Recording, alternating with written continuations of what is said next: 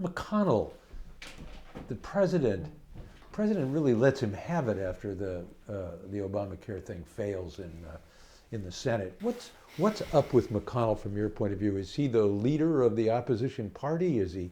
Where is he then and now? First off, he's look. There's nobody I've had bigger disagreements than Mitch McConnell, because to me he's the epitome of the establishment. That being said, if you're a conservative, he essentially saved the country. He fought for all those years and kept 140 federal judges and in the Supreme Court. This is why the campaign was so important when I stepped in there. The country's on the line. Remember, the reason Merrick Garland's not in the Supreme Court is because Hillary Clinton, these guys didn't think it was progressive enough. They were going to have their own pick, right? He was too moderate. He's kind of like Obama. Yeah. He's too moderate. They wanted something more progressive. If we had lost in 2016, you're done for a generation. They were going to fill the court system. Then they had the courts, the legislative, and that was the thing of reason I stepped in, because it looked like Trump's potential death spiral could take down we could lose the House, you lose the Senate even more than you lost it, and you clearly lose the executive, and you lose the courts for a generation. Mitch McConnell kept those 140 seats. Remember, the key of this is Don McGahn and McConnell, the deconstruction administrative state. That is the mantra of the Federalist Society, and that is the mantra of this thing about taking this fourth branch of government that's kind of metastasized to be all-encompassing. That's what Kavanaugh, that's what Gorsuch, that's what these guys are great theoreticians about this. So that is a whole nother line of work that's probably the one legacy besides the confrontation of China he'll be known for, to completely redo the courts, right? At both the appellate level and the district level. Not just that, he may have I think he'll have 4 picks in the Supreme Court in his 4th term. So it's monumental, and Mitch McConnell brought that on. And honestly, that is Mitch McConnell's. He's spending more time focused on that than he is on this other stuff. So when you say Trump reason the Riot Act, I never saw that. I always saw a level of respect, disagreement, but respect to the two. But Mitch McConnell is, I've always looked at Trump as just somebody who's passing through town, right? He's the majority leader. He's a big institutionalist. And he is looking at this fundamental change in the courts. And so, no, I haven't seen him, radically support the president. Generally, he'll do more because he's up for re-election in 20.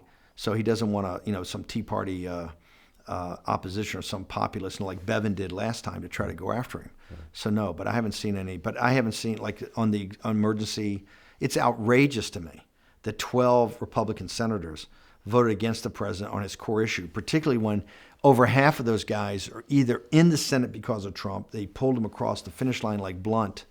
We got to remember, when at the end of the day, we gave Mitch McConnell his job. Burr in North Carolina, Blunt in Missouri, Toomey in Pennsylvania, a couple more were all Johnson in Wisconsin. There were 4 or 5 guys that were down that last week that all won. That was another big surprise to come across and to win right. That big win in the Senate. So that was all Trump, 100% Trump in this kind of populist movement. And McConnell, to me, has not been a big supporter. He's been a supporter of what he wants to support, right? Tax cuts he wants to support. The donor-driven tax cuts he wants to support, right? And if he wants to support, it gets done. On the wall, they've had no interest in the wall. So the wall, they'll just look the other way and now actually oppose the president, which he had to veto. Now, how much do you figure the list from the Federalist Society and Heritage Society that was given to Trump in March helped him with conservatives, brought him across the finish line in lots of ways? Huge. Remember, when I got in, I said, we're going to focus on 3 things. One, we're going to simplify this whole thing. 88 days ago, you're down by a bunch, okay? We got to simplify. Number 1, we're going to stop massive legal immigration and limit legal immigration to get our sovereignty back and protect our workers. That's one leg of the stool. The second, bring back manufacturing jobs from China. Okay? They're going to get that in Ohio and Wisconsin and Michigan. Number 3, get out of these pointless foreign wars. Those 3. Oh, and we're going to run Pence for governor of 5 of these states up in the Midwest. We're going to always, every day, hit the evangelicals and Republican establishment with the judges, with lists. And we expanded it another 10 to make it 20. Remember?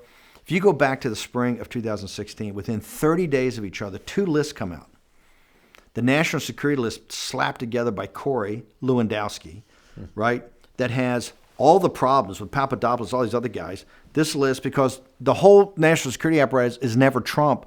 They got this collection of who odds and ends. It's like the bar in Star Wars, right? I call Corey. I go, dude, I know this space. I haven't heard of half of these guys. Who are these? He says, well, we had to get something out. We're getting heat for the media for not having it. I said, it's better not to put anything out than to put it out. And now you've reaffirmed everybody you don't know anybody in national security. Okay? This is embarrassing. That list, and then 30 days later, the Federalist Society and Heritage come out with those 10, which is, hey, you may hate Trump, you may not trust him, but it's got to be this 10. We expanded to another 10, right? That was a massive seller. One of the ways to close that gap was just hit every day.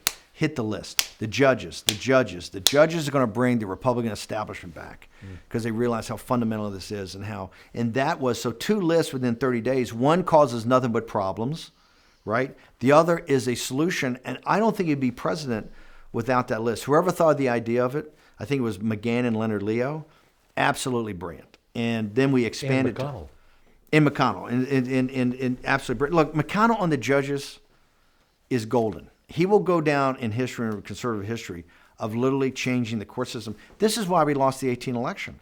Remember, the Republican establishment hasn't accepted Trump as the transformative president historical figure. It's the progressive, it's the Netroots Nation, it's the Time's Up movement, it's Tom Steyer, it's the resistance. They're the ones out in Iowa 1, knocking on doors in 90% humidity and heat in June and July. Why?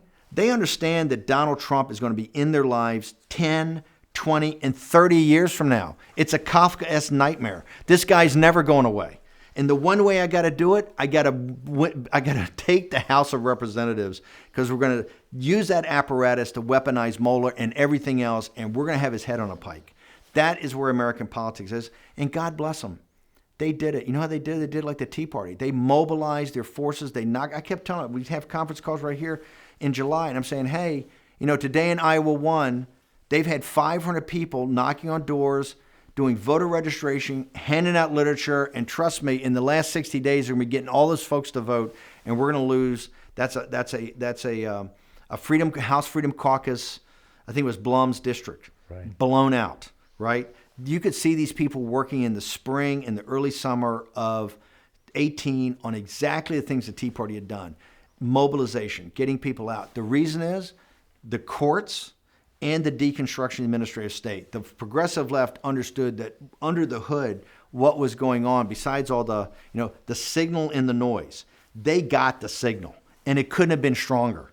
And they said, we got to stop this. The noise is just Trump and the Twitter and all this other madness. McConnell, as much as I detest him, delivered that.